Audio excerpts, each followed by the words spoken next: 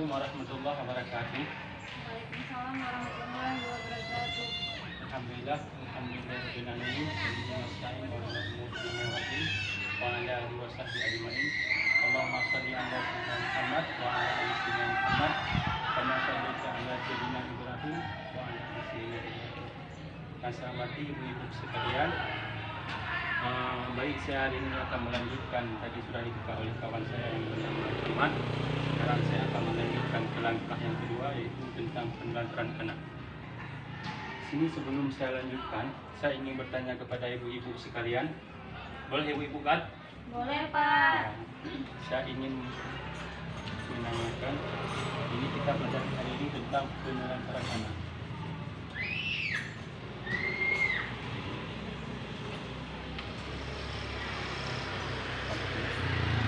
Yang ingin saya tanyakan sama ibu-ibu, apa itu penelantaran yang ibu-ibu ketahui? Tidak mengasuh anak, membiarkan anak aja, Pak, tidak diurus. Ya, dari itu ya, tidak mengasuh anak ya. Mengasuh anak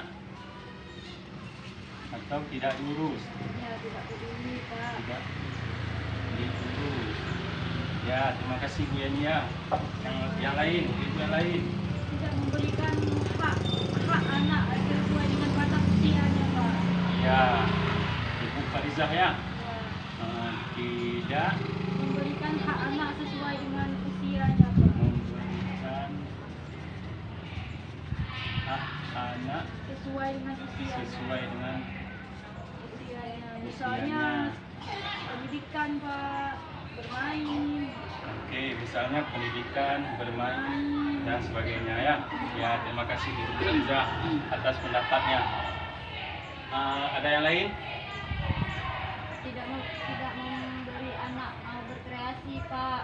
Iya, Ibu Yani tidak memberi anak, Berkreasi. memberi kesempatan anak ya. Ya, untuk berkreasi. Kesempatan anak untuk berkreasi ya. Membiarkan anak, Pak. Membiarkan anak. Ya, siapa lain? Membiarkan anak bekerja, Pak. Oh, Ibu Farizah. Ini membiarkan anak bekerja atas semaunya atau dia senang atau gimana Ibu Farizah? Artinya tidak memberi batasan ataupun yang Tanpa kenal waktu maksudnya. Iya. maksudnya tidak dipedulikan. Membiarkan Tanpa arahan. anak bekerja Tanpa mengenal waktu. tanpa kenal waktu ya. Oke. Ya, Ibu, terima kasih. Kita beri applause sama-sama untuk kita bersama. Boleh sekali? Ya. Terima kasih atas pendapatnya ataupun pengetahuan ibu-ibu tentang penelantaran anak. Sudah kita dengar bersama, inilah penelantaran anak yang sama-sama nanti akan kita pelajari bersama sehingga ilmu kita semakin bertambah ya. Sebelumnya saya ingin ibu-ibu membantu saya. Saya ingin ibu-ibu membacakan sebuah cerita, sebuah kisah. Ini kisah nyata dari Tasrifin. Boleh ibu-ibu ya? Siapa yang mau membaca ibu-ibu? Bu Yani, Pak. Boleh. Siapa? Ibu Yani? Ya, boleh, Pak. Ya, ini ada ceritanya Saya ibu nggak ya. bisa baca ya, Pak. Sedih kali.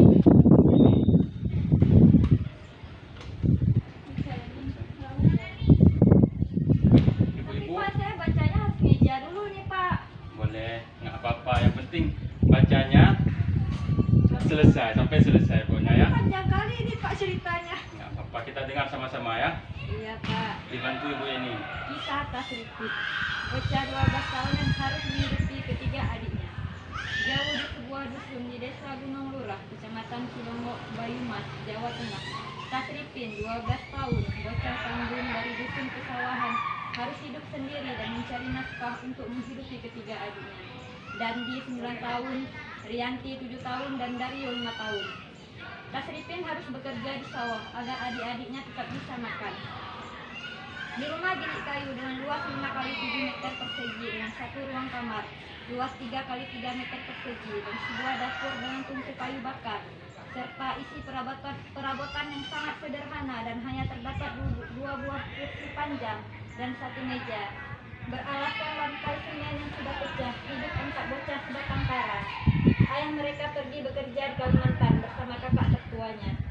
sementara ibunya meninggal akibat tertimbun longsor saat sedang mencari pasir 1 tahun lalu.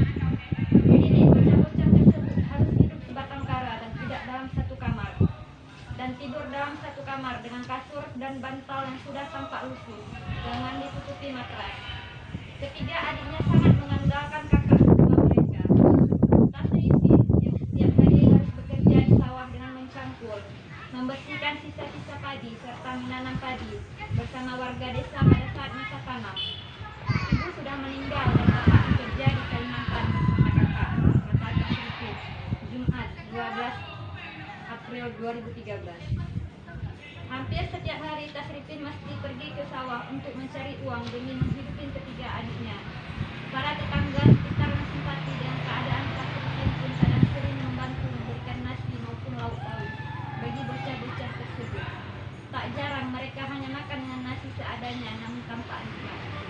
Kalau berangkat ke sawah jam 7 pagi dan pulang jam 12 siang, kadang sehari dapat 30 sampai 40 ribu sehari. Itu beli beras dan sayur, sisanya untuk jajan adik, kata Tasripin yang telah putus sekolah itu. Pagi sebelum dia berangkat ke sawah, Tasripin harus memasak nasi dan sayur untuk adik-adiknya. Selain memasak, dia juga harus mencuci pakaian, menyapu, serta memandikan adik-adiknya. Tapi bukan hanya sekedar memandikan dan memberikan makan untuk adik-adiknya.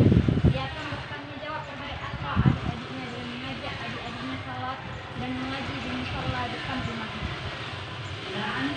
Sudah Pak, udah habis. Ya. Sedih kali Pak ceritanya. Terima kasih Ibu Yeni. Gimana kawan-kawan ibu-ibu telah mendengar ceritanya? Sedih Pak, sayang Tasripin itu Pak. Sedih kan? Iya Pak. Sekarang saya ingin bertanya, setelah kita mendengar bersama cerita Tasripin ataupun kisah nyata dari Tasripin, sekarang saya ingin bertanya kepada ibu-ibu, apa yang dilakukan oleh Tasripin terhadap keluarganya atau adik-adiknya? Menafkahi adik-adiknya Pak. Ya.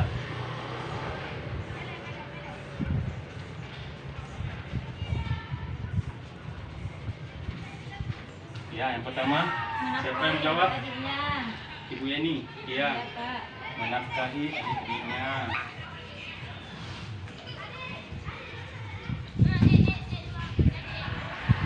Ya, selanjutnya siapa yang jawab?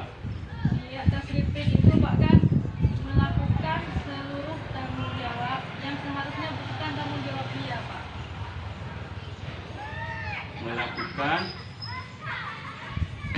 Tanggung jawab yang seharusnya bukan tanggung jawab dia, melainkan ayahnya Pak.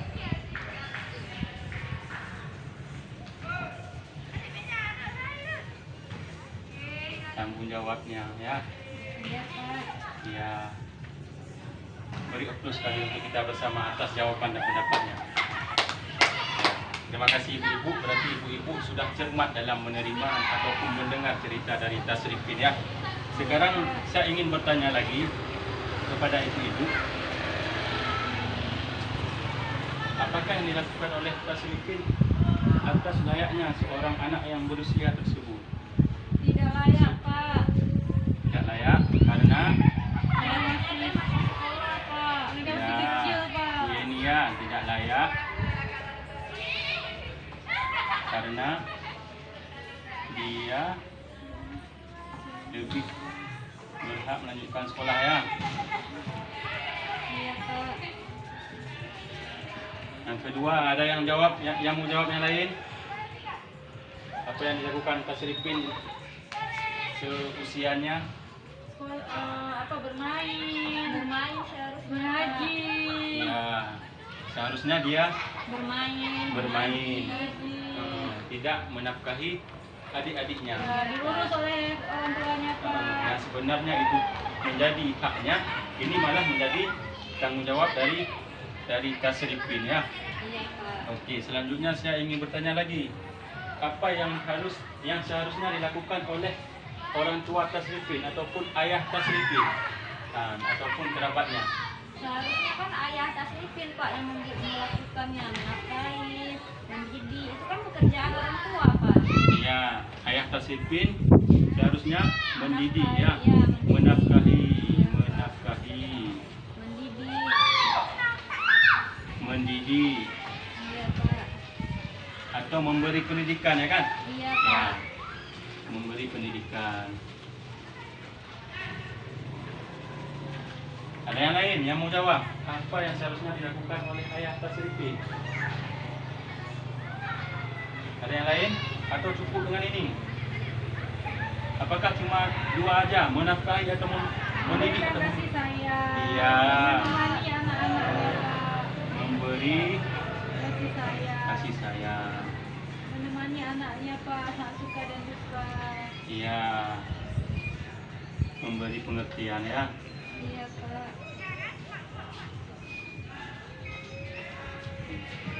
Oke, terima kasih ya. Terima kasih kepada ibu-ibu atas pendapatnya sekali lagi. Setelah kita mempelajari penelantaran anak ini dan kita telah sama-sama mendengar kisah daripada Tasrifin, perlu kita ketahui intinya adalah ayah Tasrifin ini melakukan penelantaran terhadap anak-anaknya. Iya, Pak. Ya, itu yang perlu kita cermati. Itu yang perlu kita ketahui bahwa ayah Tasrifin ini melakukan penelantaran terhadap Tasrifin dan adik-adiknya. Ya, ibu-ibu ya. Iya, Pak. Kemudian adapun kesimpulannya, ibu-ibu, dari kesimpulannya penelantaran ini adalah tidak dilakukannya kewajiban atau tanggung jawab seorang orang tua terhadap anak-anaknya. Nah, yaitu tidak memberi kasih sayang, tidak memberi perhatian, ataupun tidak mengerti terhadap apa itu hak-hak anak. Ya, ibu-ibu ya. Iya, Pak. Ya, terima kasih ibu-ibu. Sebelum saya tutup, adakah pertanyaan ataupun ada yang kurang jelas boleh ditanyakan? Pak. Ibu-ibu. Pak. Ya, kalau cukup, alhamdulillah, berarti insya Allah kita sudah mengerti semua tentang apa itu penelantaran terhadap anak. Saya akhiri. Sebelumnya saya ingin mengucapkan, kita bersama mengucapkan alhamdulillah. Alhamdulillahirrahmanirrahim. Saya akhiri, wabillahi taufiq wal hidayah. Assalamualaikum warahmatullahi wabarakatuh. Waalaikumsalam.